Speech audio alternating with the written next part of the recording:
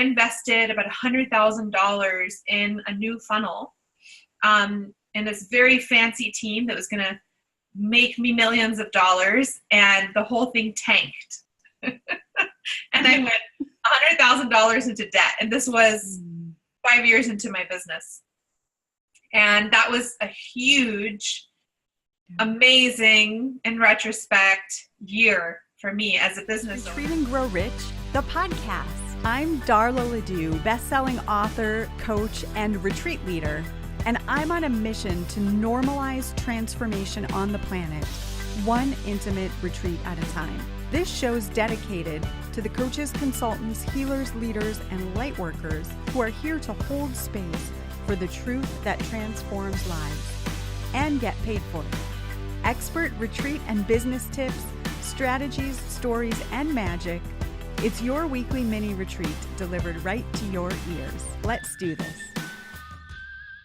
So welcome to today's episode of Retreat and Grow Rich, the podcast. I'm super excited to bring to you today someone who's very special in my life, who I have been retreating with this last year, and whose work has made a real impact in my world. And we're going to have a conversation about, some of the skills and I'll use your word, Lisa, capacity that you need to develop to really be a transformational leader, to be expansive in your work, to be making a bigger difference, reaching more people.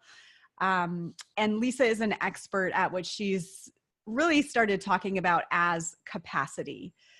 And so that's what we're going to dive into. And this is part of our series on really what does it mean to be a rich entrepreneur, get more money in the hands of people who are cultivating their right-brained, creative, intuitive, connected, soul-connected, spirit-connected, self-connected, and heart-centered skills in the world. I personally believe that the more money we have in the hands of people like us and people like our listeners, the better off we are, the more influence we have in the world, and it's nice to think that we can have this influence, just, free flow of love. And yet having more money in the hands of leaders like us will give us more influence. So that's the conversation I want to have today, Lisa. And I just want to share a little bit about you. So when it comes to doing your great work in the world, Lisa is super committed to you being able to do that work in the world. And she has a really simple philosophy, which is every time you hold back, self-sabotage, or keep yourself from stepping into the leadership you know you were born to embody, you're affecting the fate of the world. And you're removing a key player that assists in that evolution, and that is you. Like if you are called to this work, you are a key player. And if anything takes you out from that, the world loses, really. Lisa's a truth-telling coach, writer, and innovator in the realm of leadership. She has devoted her life to helping people get rid of fear, anxiety, and self-doubt so that they can unleash their inner Gandhi, Mother Teresa, or MLK and make a powerful impact in the world. And I love, Lisa, that this says, getting rid of anxiety. I was doing an interview earlier today where someone had some techniques for anxiety, which I loved. And one of the biggest impacts that I had in this last year in my work with you as my mentor was having my anxiety dissipate. And it was anxiety that I didn't even know I had. That was the interesting thing. Like I was so low grade and so persistent that I wasn't even aware that it was there. So I'm totally present to the magic of that. And I want to take a moment to thank you for who you are in the world and for doing your work so that others can step in and do their work. My pleasure. Thank you for stepping up to the work and doing it. Yes. It's easy. It's not always easy. And that's really why I'm having this conversation about these, what I call soft skills. And, part of my story is I was given the feedback when I was working as an engineer to tone down my soft skills because they would only get me so far. Like, you're not going to get promoted with those skills. You have to use these techie skills in order to get promoted. And there was a part of me that bought into that. And then a part of me that said, well, that's bullshit. And it took me a long time to own that part of me. And as you know, I'm continuing to own that part of me that sees the bullshit, right? And speaks it and brings it forward. So my commitment is more and more leaders that aren't afraid to own what they're actually doing and what they actually value in the way they work, so that we can influence people who haven't yet gotten it, that like we have to work in a different way. Yes. So I would just want to open, Lisa, with giving you a chance to share, your own journey to being the leader that you are. How did you come to own this, and did you ever feel like, oh my God, I have to sell a marketing formula because that's what sells? Oh, totally. I mean, I began my business back in 2010. That's when I had my first client. I had started it before then, but when I had my first client in 2010, so I consider that the start of my business. And at that time, I think, it wasn't as saturated as it is right now. Although in the large scheme, the coaching market really is not saturated or oversaturated. And I just remember there was all of these formulas and things, ways that you had to do things in order to create money, in order to create impact, in order to get the clients. And I kind of, similar to you and probably your audience, I've always been a little bit rebellious in terms of how everybody does things. And I noticed that when I tried doing things the way that other people told me how to do it, that it wasn't working for me as well. Yeah. And I put a lot of money into hiring a lot of experts and a lot of people to tell me the strategies and the funnels. And over the years, I would notice every time as the business grew and grew and grew, but every time I tried to follow a funnel or whatever perfectly exactly to the letter, it just didn't make as much money as when I just did it the way I wanted to do it. And so that piqued my interest. And in 2015, I invested about $100,000 in a new funnel, in this very fancy team that was going to make me millions of dollars. And the whole thing tanked. And I went $100,000 into debt. And this was 5 years into my business. And that was a huge, amazing, in retrospect, year for me as a business owner.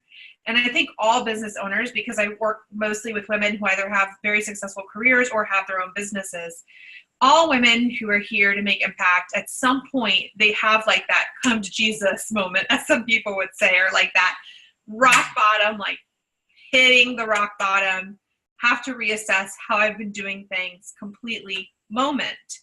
And that was when I just completely let go of everything I had been taught for the most part. And I spent all of 2016 sort of rebuilding based on my own inner directives and my own discernment, which, as you know, now I teach this in my work. Yeah. And we had been hitting a plateau 2013, 2014, plateau revenue. And then 2015 was negative because we went to so much debt.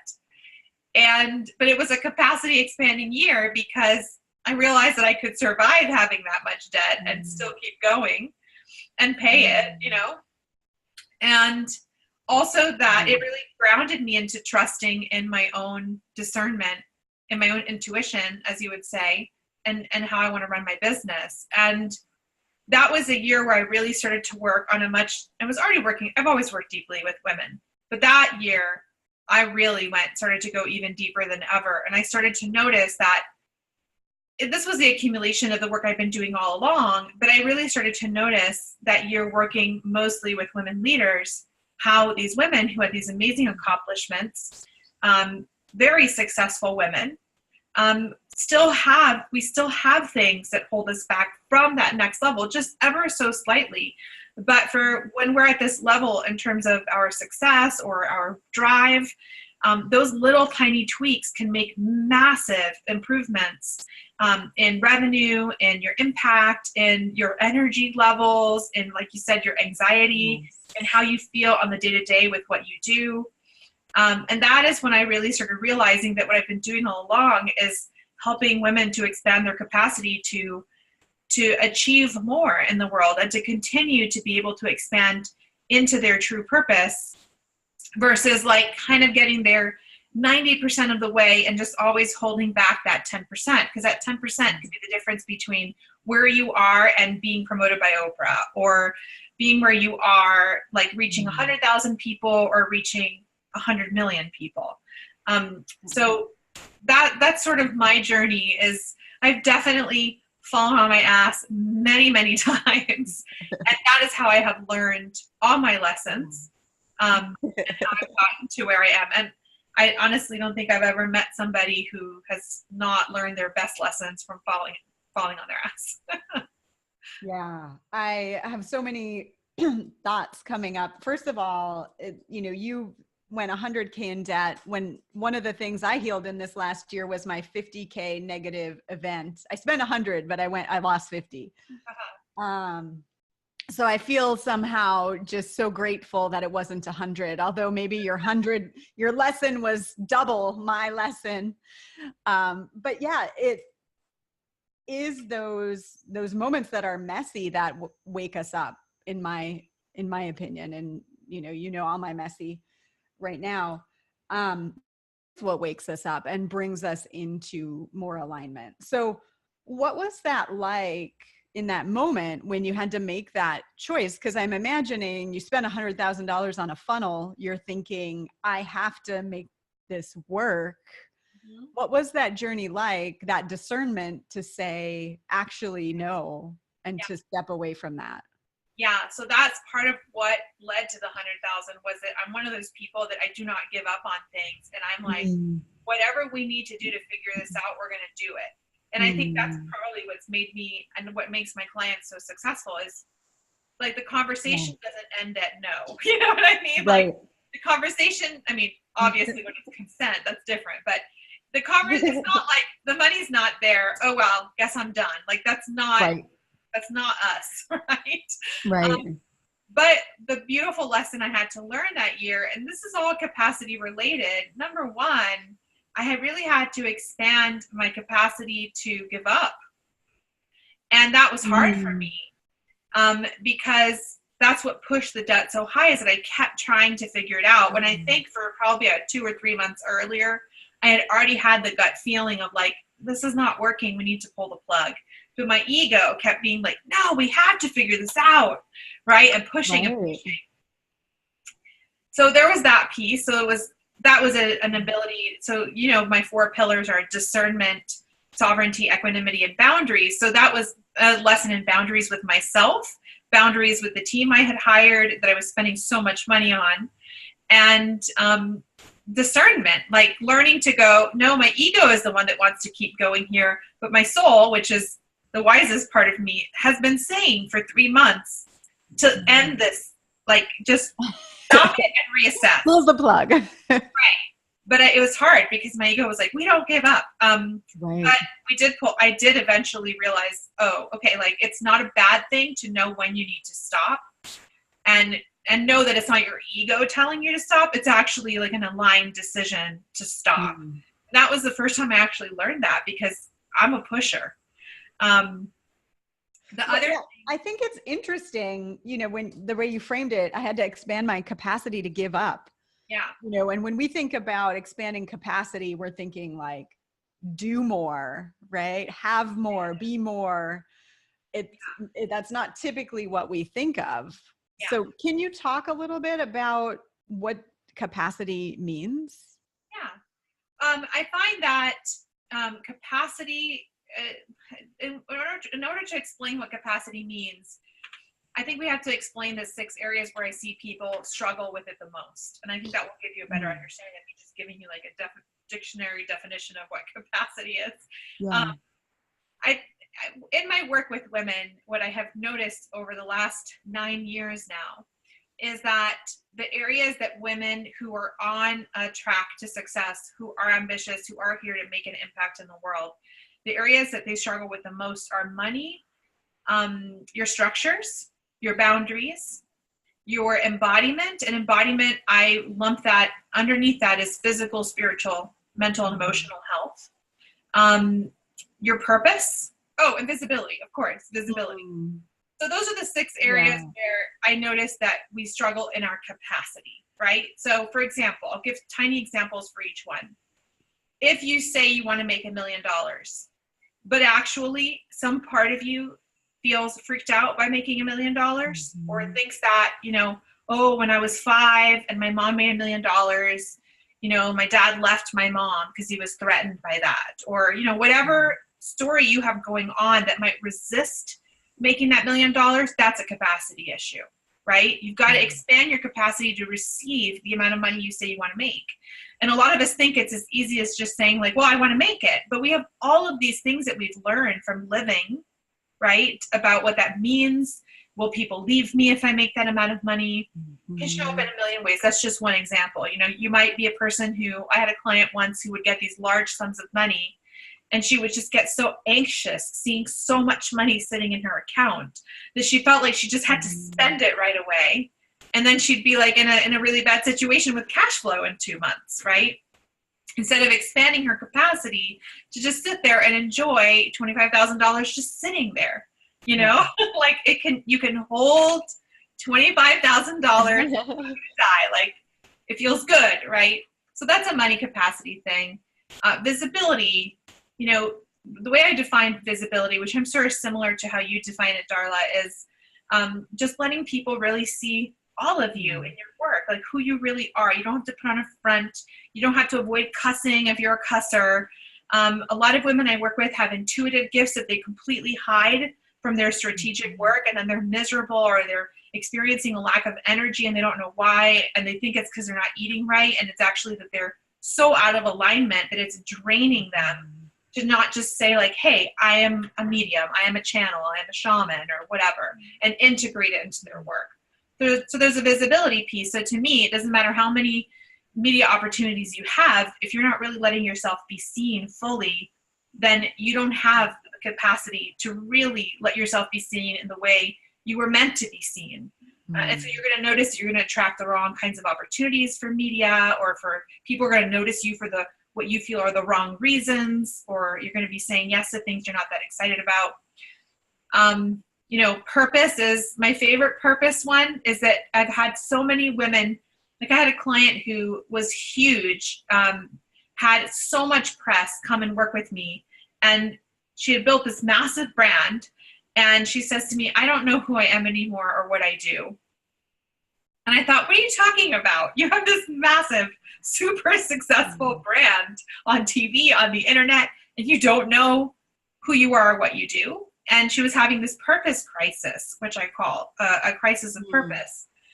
And really, actually, when we worked together, we realized it was a purpose capacity issue, because it wasn't that she didn't want to do that anymore. She just needed to tweak some things about how she was doing it. And her ego was creating this entire story around how she just didn't know who she was anymore. When we cleared that out and we did some capacity expansion in that area, she's like, oh yeah, I still want to keep doing this. I just have to do it differently. So a lot of times people want to throw their whole business model out the window. And it's like, hold up, let's look and see, like, is there a misalignment with your purpose? Are you getting to a bigger level and you're afraid of being seen in this purpose? Like, what's really making you want to do that? To me, the most important one, in my opinion, is embodiment capacity, which is your emotional inner strength. The ability to handle hater comments, the ability to handle bad press, the ability to have crazy stuff happening in your life and still show up and deliver.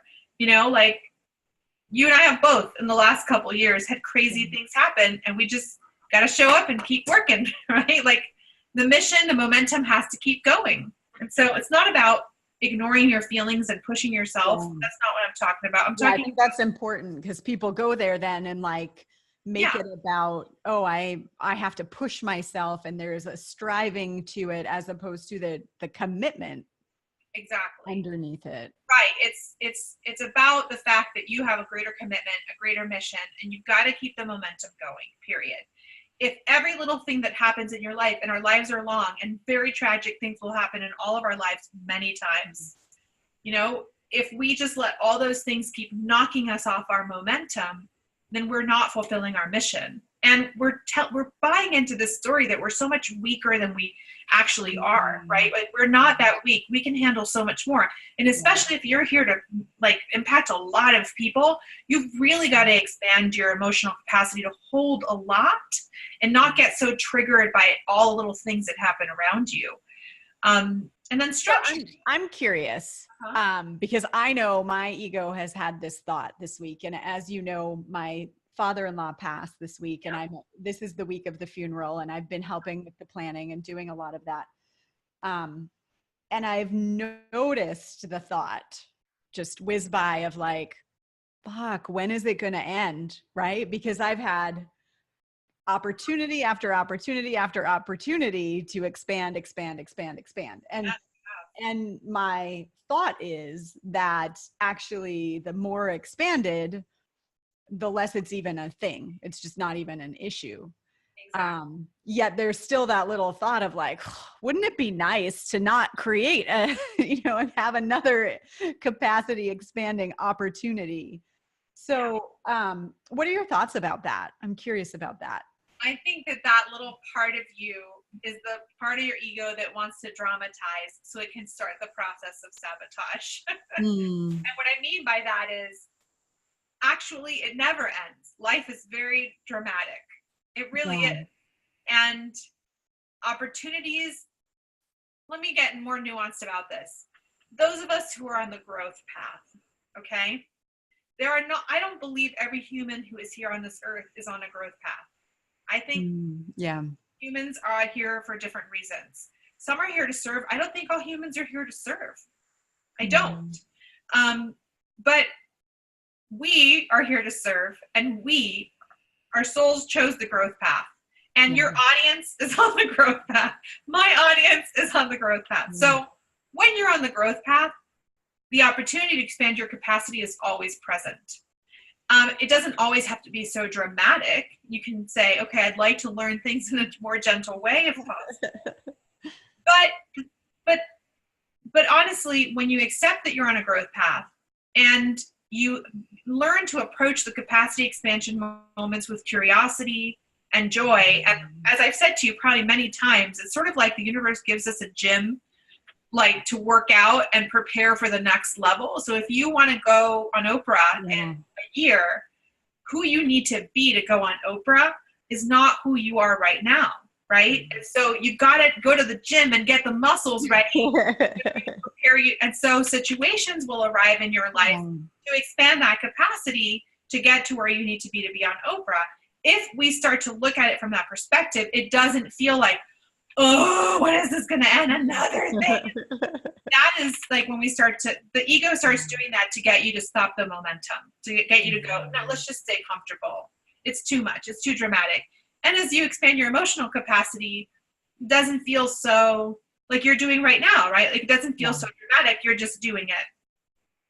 Yeah. I mean, my cousin was just murdered 2 months ago, or more than 2 months ago now. It was in August. And that was the biggest thing that's ever happened the most violent thing that's ever happened in my family. And it was very upsetting and very devastating. And I remember just being like, well, okay, here we go. And going down, I did take the week off. I did tell my clients, I won't be as available this week, but I booked myself massages, infrared sauna appointments. I booked myself a place to stay that wouldn't be near toxic family dynamics. And I got all my stuff in order because I knew I was entering a dramatic situation. And that's where I got to see like, oh, my capacity has expanded in that area pretty nicely, that I was able to set those things up for myself so I could continue to show up for my clients when I return. Because if you go and get drained and everybody's screaming and crying and there's all this toxicity, right, then you have to come back and serve your clients. Your well is not filled, So that's a combination of different their boundaries, emotional. Yeah, I love that example.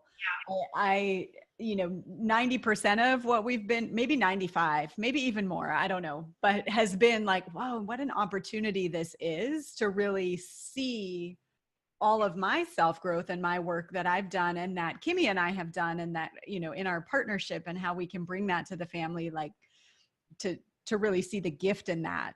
And then there is that just little thought of like, please, please, enough. I don't think that voice ever goes away. Your survival instinct, you know? And that's good, because that also makes sure that like you don't step into oncoming traffic. So Right. you want that voice to go away. Love it.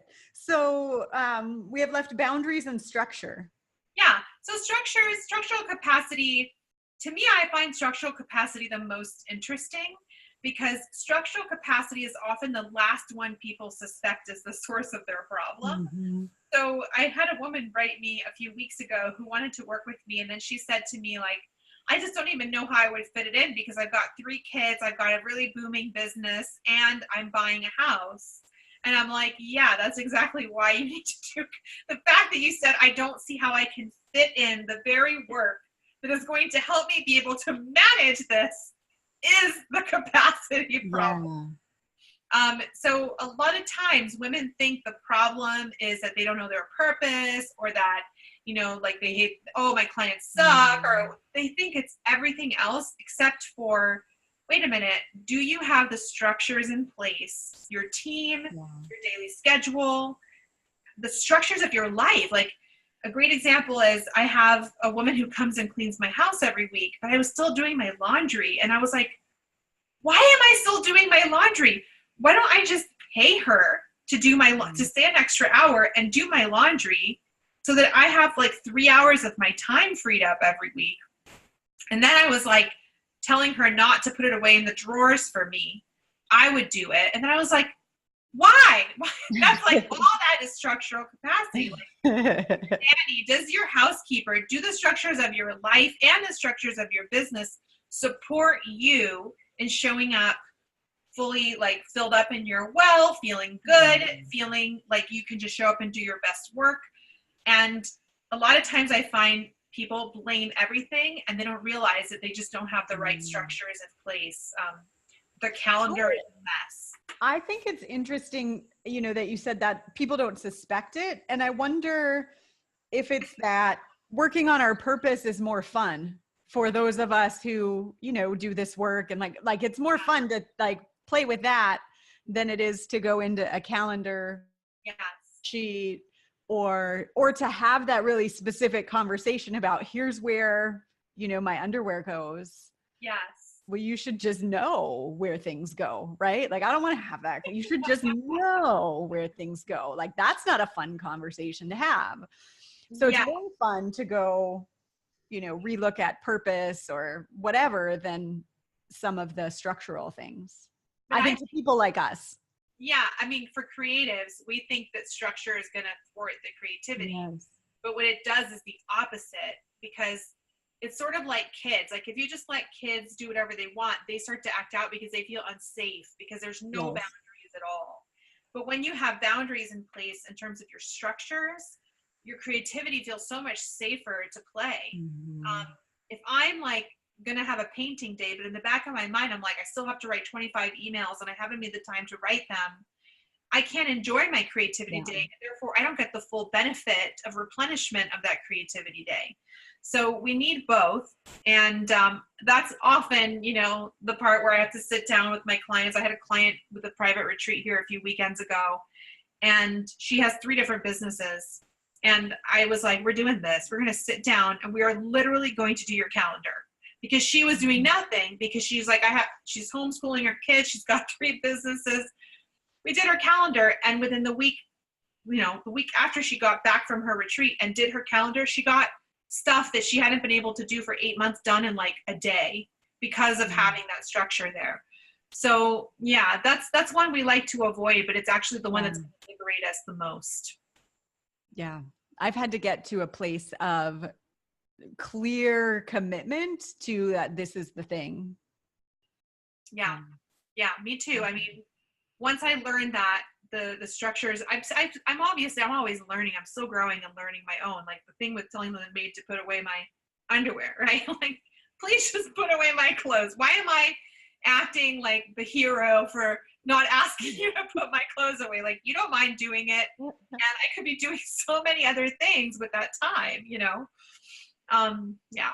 Yeah.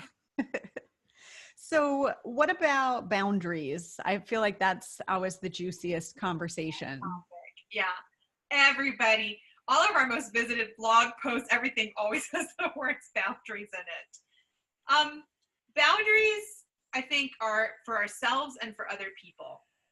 And most people are terrible at them. The other thing that's interesting about boundaries is that we think that once we set boundaries, that's it. Like, that's how the boundary is always going to be.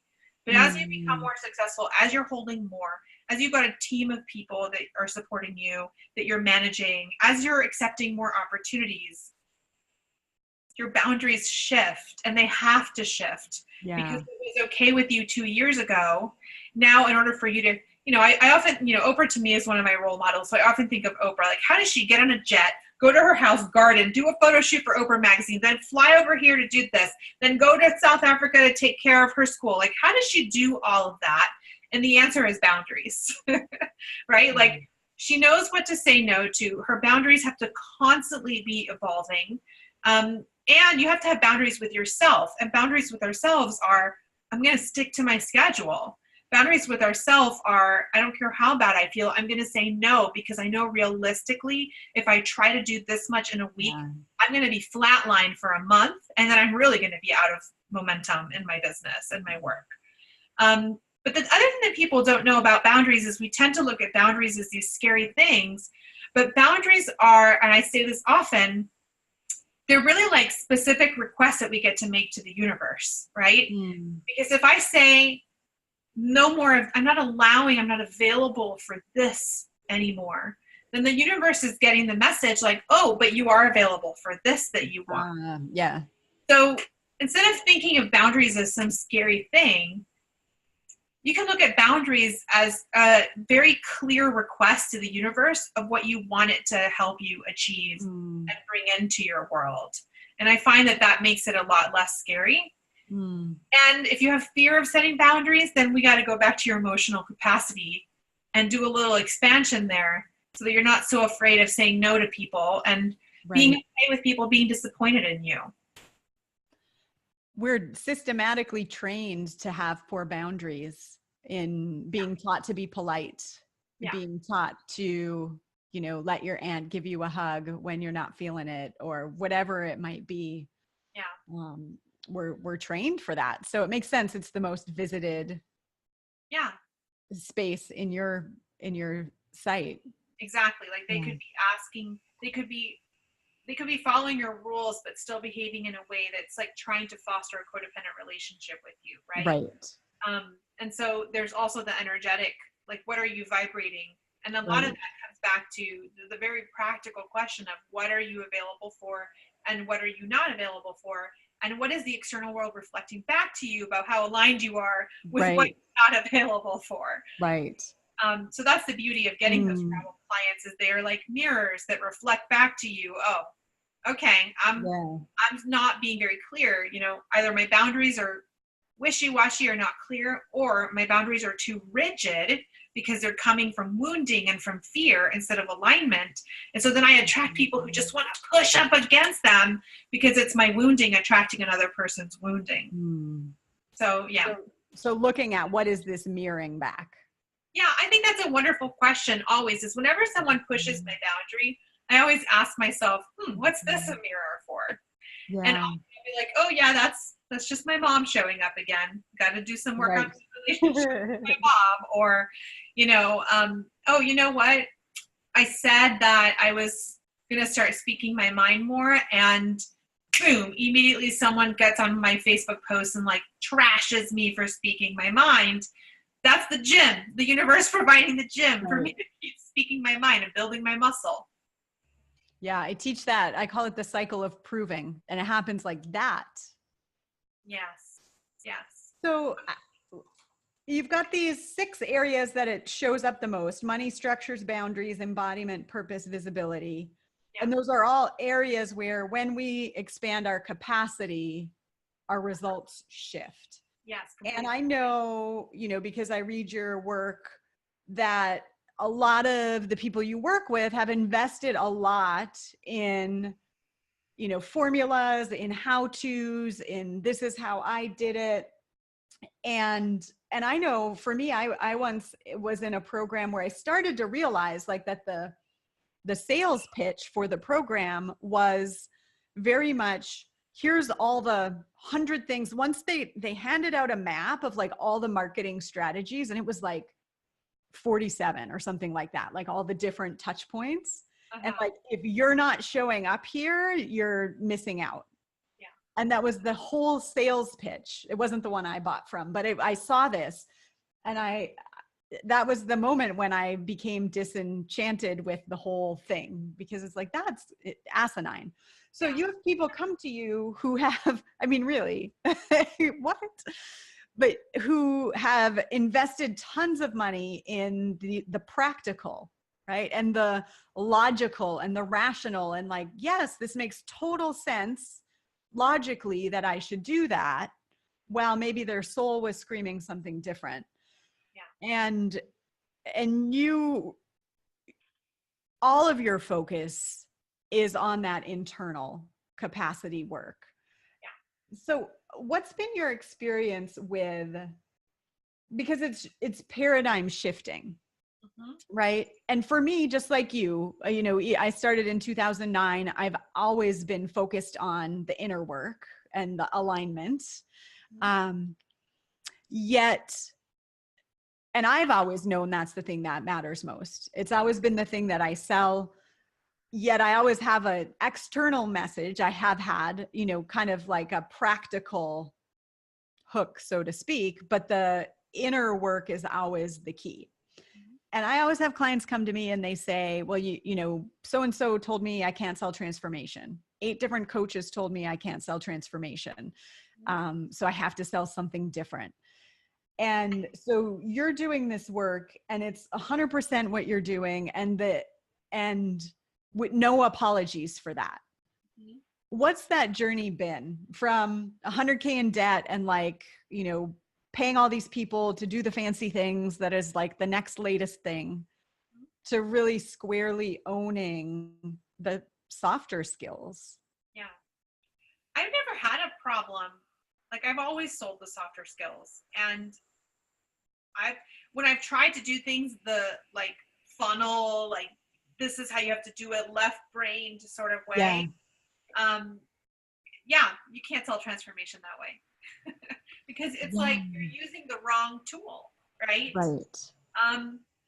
But I've never had a problem selling transformation when I listen to my soul directives, right? Yeah. My discernment is one of the pillars of my work, because it's funny. Yes, I'm focusing on expanding your capacity, but we've had strategic discussions, right?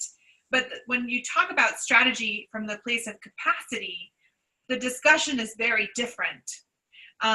So it's not about what so-and-so said that I should do. Rather, your soul tells you the strategy it wants you to use, or how it wants to adapt a certain strategy, or what would actually be the best way for you to approach this from a strategic perspective. So it's not that we never talk about strategy, or that we just pretend like it's not important. Of course, strategy is important. Of course, we need an ego. Otherwise, we'd be going around like naked and freaking people out. And, unless we live in a community, which great, go. But I mean, like, we wouldn't brush our teeth or take care of our bodies if we didn't have an ego, or if we didn't have some part of us that cares about belonging. Then we may like be doing all sorts of things to upset people around us. But I think that whoever said you can't sell transformation, I don't know who the heck is going around. A lot of people. That's just like the most jaded BS I've ever heard in my life. Because I think, especially right now, people are craving transformation so badly, because our world is completely falling apart on some levels, right? That whole, like, you have to approach things from this very left-brained, egotistical, methodical, formulaic, do it like everybody else is done, like, way of doing things is what is falling apart. And I think people are craving more uniqueness, more creativity, more real, more raw. I think that's what people are craving. And my business has done just fine selling transformation, more than just fine. It's made millions of dollars in the last 9 years selling transformation. So I don't buy that. I don't buy that. And I think that,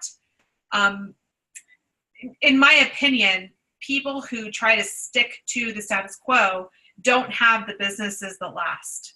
They may make $1 million really fast, and you may feel like, oh my gosh, they're doing it.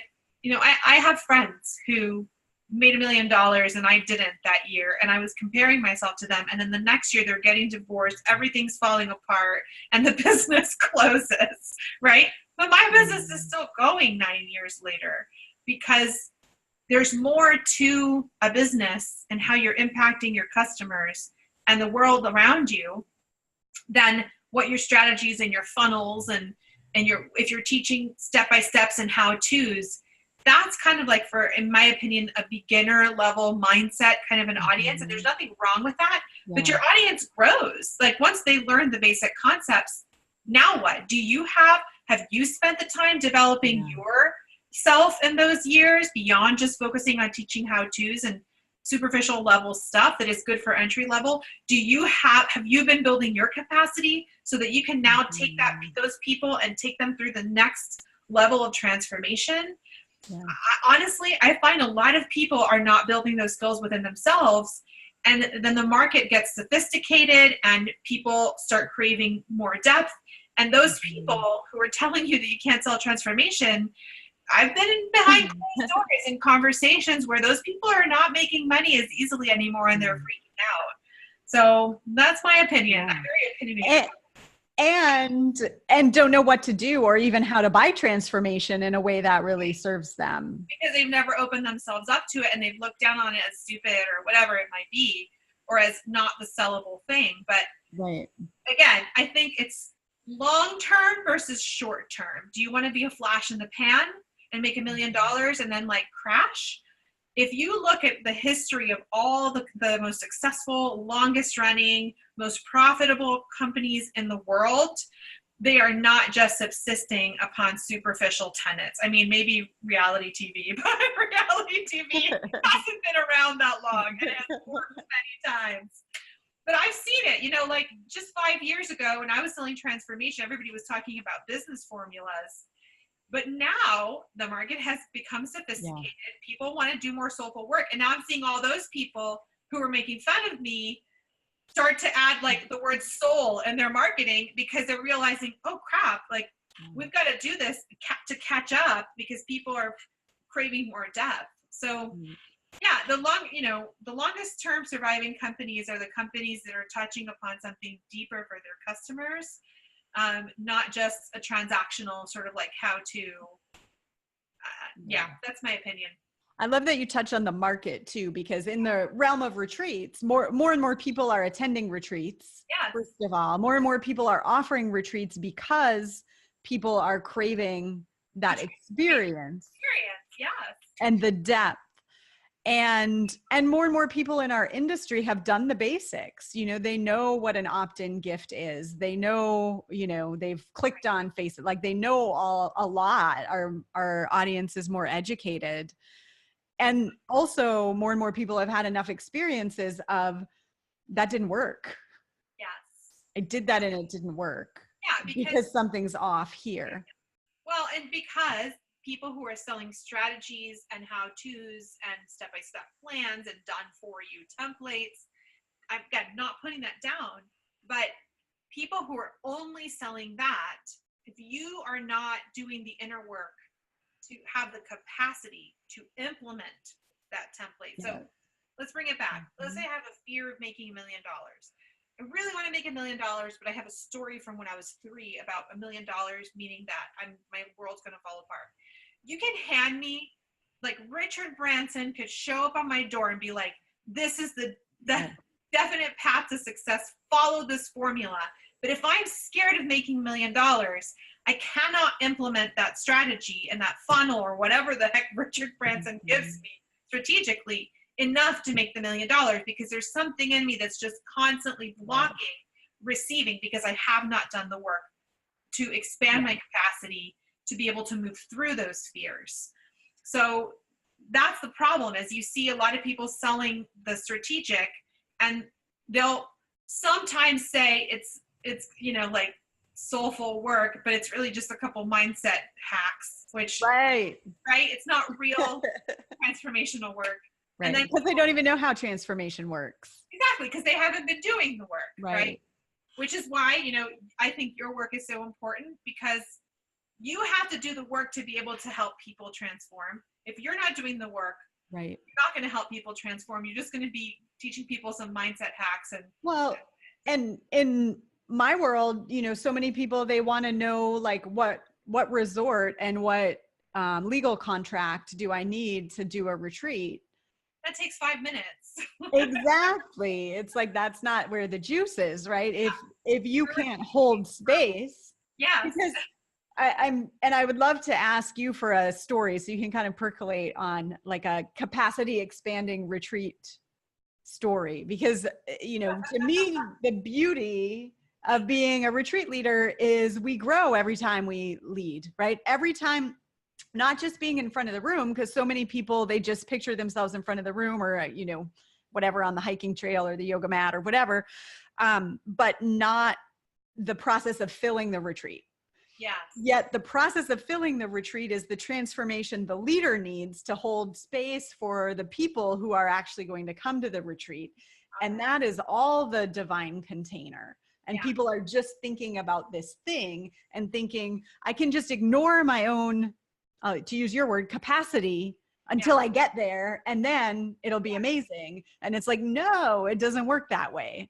So, I've had all the experiences from having one person at a retreat to being sick, right before, and giving up control, and then my ego's need to think I have to be on, and like all the things. And I'm curious, what made you laugh immediately? Because I've had so many interests. I've done 40 retreats, at least 40 retreats by this point. So I've had practically just about every experience under the sun. Yes. And, when I first started doing retreats, I was so nervous. And at this point, because of all those capacity expanding moments, I'm like, I'm ready to receive whatever happens at this retreat, and I know I can handle it. But I think one of the most memorable experiences happened a few years ago. I had a retreat with two women who were friends who had joined the program, and they were fighting at the moment.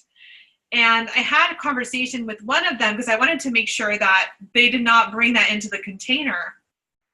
And I had a conversation with each one of them before the retreat, and it seemed like it was resolved, like they were going to show up and do the work. And I remember on the first day I brought in a shaman to do a really beautiful ceremony. And the shaman said that, explained about the energy of the weekend. And I heard a voice in me say, something's going to fall apart this weekend. And so I was like, okay, let's see what happens. So on day 2 of the retreat, the two women just didn't show up to the session, like did not text us to let us know where they were. And, we're like, sure, we have like release agreements and stuff, but still, like, you're the one responsible for the safety of these women, and you want to make sure everybody's okay. Plus it disrupts the container when two people just don't show up, and sure, to support each other. So they didn't show up, and my event assistant was texting them like, is everything okay? We like had the hotel call their room, they weren't in their rooms. And hours go by, and now we're really worried because we're kind of in a remote location. And apparently they had decided to go hiking on this kind of wild, dangerous mountain and didn't tell any of us. And they claimed that their texts had not gone through because they didn't have reception. And so I said, well, I understand, but like, you're not on a solo retreat. You're on a retreat with a group of people. And, like, these women are here waiting to hear your feedback and to have your energy in the circle. So if you guys could please come back, I would appreciate that.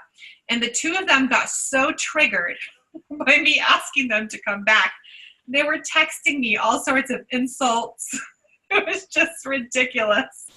And it was a very stressful experience, but it was wonderful because I actually got to have an open discussion because all the women were feeling really upset about the other two women not showing up. And I really had to harness my leadership skills and hold a safe space for the two women, because it could have turned into like them against them, and then the other women wouldn't feel safe to step back into the container and take responsibility for what they had chosen to do.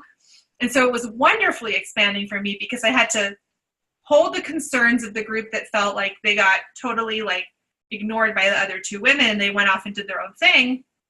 And I also had to hold those two women in their trigger. And then my own, like, pissed off, like, what the hell? Who does it? Leaves and doesn't tell you where they're going.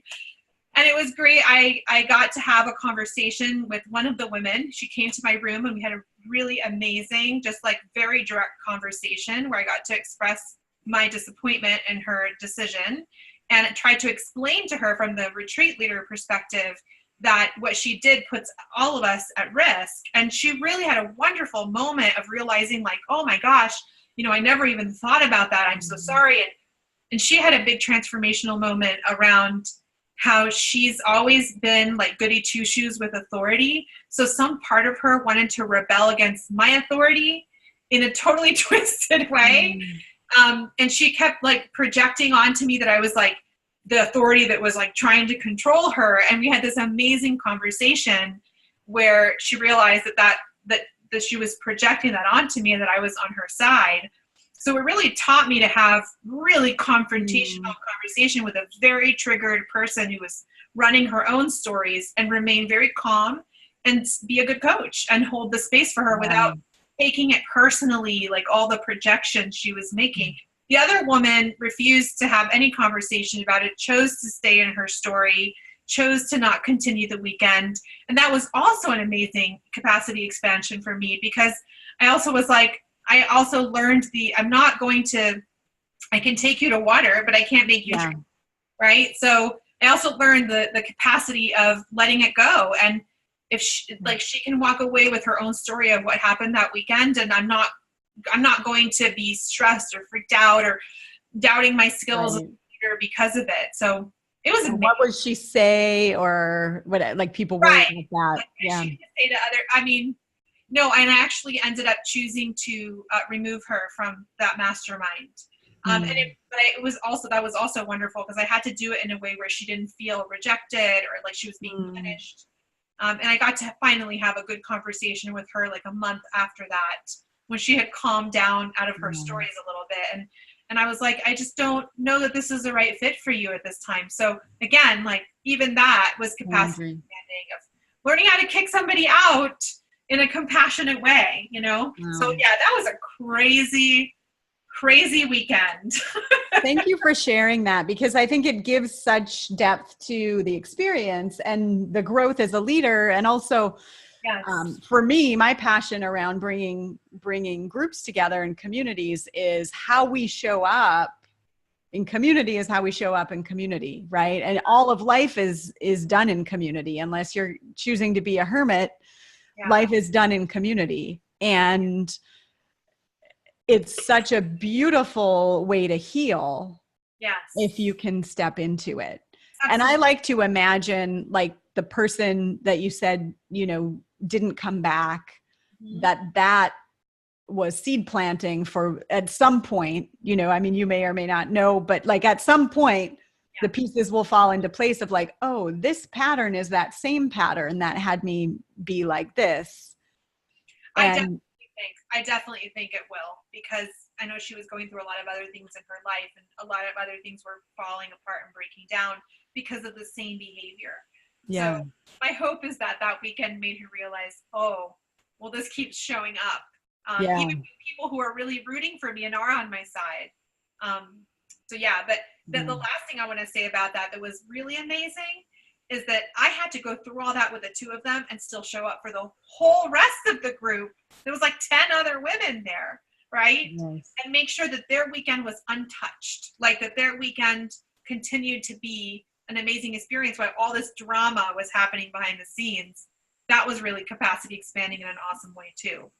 That's beautiful. Yeah. And we never know. We never know what's going to show up or what the divine purpose is. Yeah. And for me, so many of my lessons have been around it, like in that example, I don't get to control it. I don't even have to know. I don't have to know what that person's transformation is. Yes. Like I know I held the container for something. Right. You're not, I mean, exactly. It's that codependent thing. Like I always tell my clients this: you are responsible for your results, not me. I am here to hold a container for you to get the best results possible, but you're doing the work. Yes.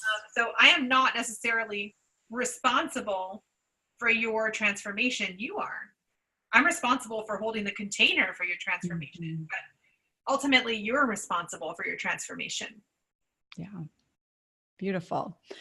So Lisa, how can people learn more about you? How can they get their capacity expand? Yeah, you can go to my website, lisafabrega.com, lisafabrega.com.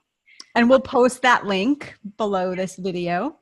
Yeah, so if you look, if you just type in like capacity videos in the search, you should be able to find a bunch of where I cover the capacities. You can find me on Instagram. I have those videos on the IGTV channel. Same, Lisa Fabrega. Facebook, same name, Lisa Fabrega. I'm awesome. Lisa Fabrega across all platforms. No confusion. No confusion. And you recently did the video series on capacity. And so people, I would recommend like setting aside some time to binge watch. Yeah. You know, like shift from Netflix over to IGTV and binge watch the capacity videos. Yeah. I guarantee there will be a nugget of gold in there. Yeah. Yeah. We recently sent an email out calling it Capacity Flicks. Yes. It's about 2 hours of watching time. So you can take it, each video is like between 5 to 7 minutes long. So you can just take it one at a time. Yes. If you want to binge, which I love binge watching stuff. So in just 2 hours, you'll have a massive education on your capacity. Amazing. Yeah. Thank you so much. Any parting words for the leader who knows that their gifting is in this realm of transformation? And maybe they're nervous about totally owning it. Yeah, I think this is a really good question. And I want to expand upon the conversation you and I had about you can't sell transformation. I think that you just need to wipe that out of your head because you absolutely can. I think it's what people are craving the most right now. And it's not what I think those people who are saying that are trying to say is that you definitely have to meet your customer halfway in terms of how they speak about things. So they may not know what, I don't know, whatever. They may not know what listening to your soul means, right? Like that's one of the things I talk about.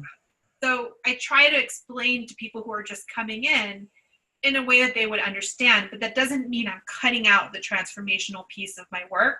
And I think that's something that a lot of transformational leaders run into is that they feel like having to mold their languaging means they're cutting out the transformational, and it doesn't. You can still sell transformation and speak your customer's language. Awesome. Yeah. Thank you. You're welcome. My pleasure. Thank you, Lisa. I so appreciate your time and energy for this group and this podcast. Yeah, my pleasure. Thank you for having me. Have you been called to integrate transformational retreats into the way you work with your clients? Do you want to be known as a masterful leader of experiences that permanently shift your clients' mindset and energy so their results with you quantum leap?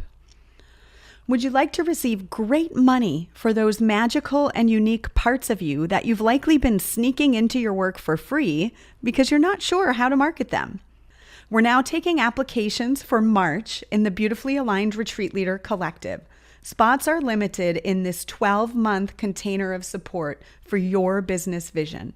You will rock the front of the room with the latest techniques and skills, and have the inside scoop on venues and creating amazing experiences. You'll learn to streamline your business model and marketing so you aren't always in search of your next client. And you'll connect at a heart level to others on this journey who speak your language and uplift your work in their communities. Visit alignedentrepreneurs.com/collective and apply today.